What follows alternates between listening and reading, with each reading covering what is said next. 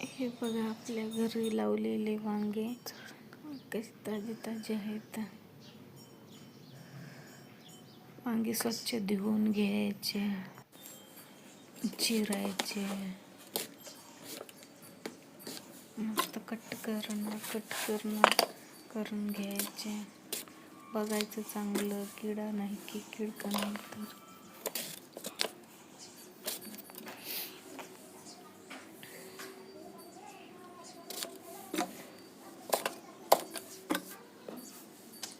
असं मागायचं करायचं.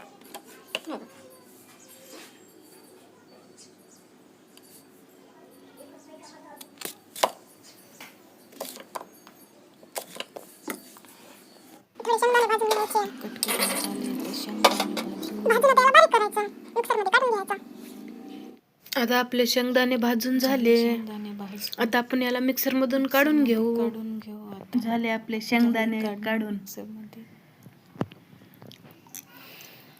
हे बघा आपले वांगे झाले स्वच्छ धुवून, कट केलेले वांगे चिरून धुवून. आता टाकू आपण त्याच्यामध्ये टमाटर. फोडणीत नाही टाकणार मी. मीठ,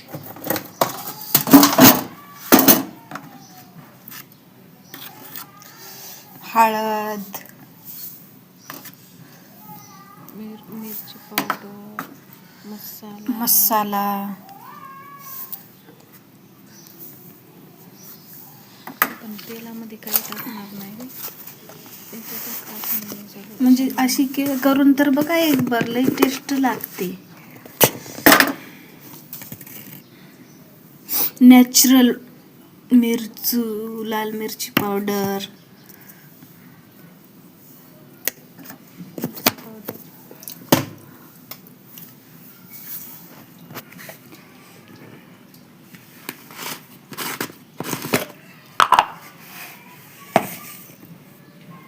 मीठ आणि शेंगदाण्याचं कूट काढलेला.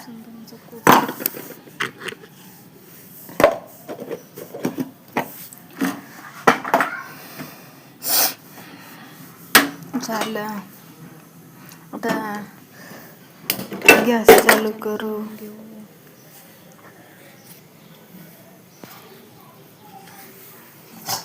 कढई ठेवू.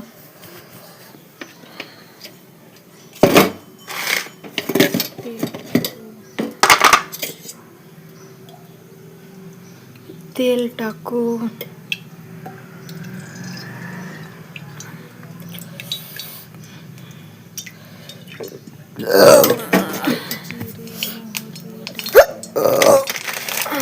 कडक होऊ देऊ तेल. तेल झालं गरम. मोहरी टाकू.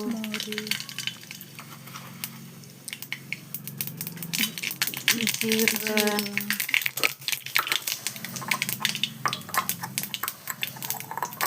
अद्रक लसूण त्याच्यात सांबर थोडं मिक्स करून लसणाची पेस्ट.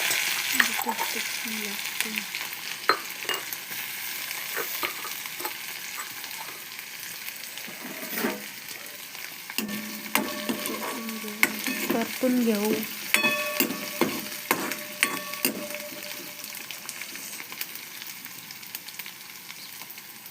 कसे गंध येतोय.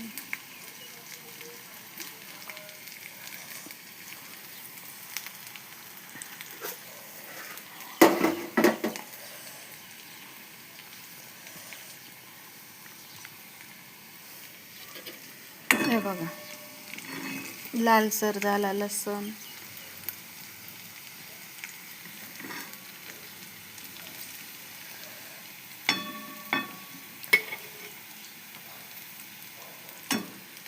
मस्त लसूण कडला.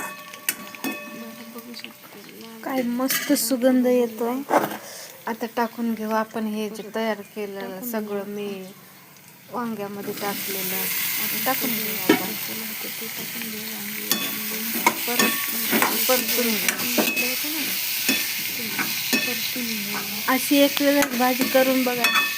टेस्टी लागते खूपच सोप्या पद्धतीत मराठवाडा स्टाईल. सगळं एकजीव करून घेऊ.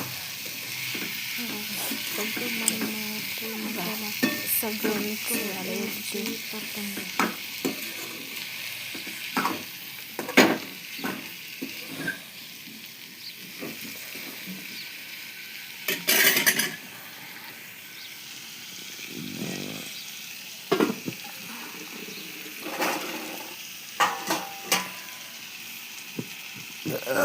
पुन्हा परत प्लेट ठेवली त्यावर.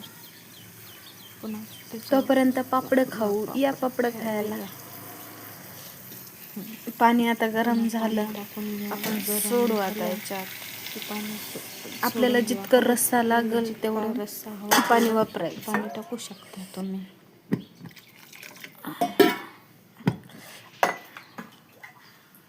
आम्हाला जास्त रस्सा लागतो तरी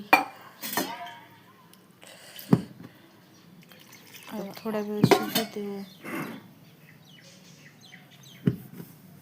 आता भाजी झाली आपली तयार. आलू वांग्याची भाजी.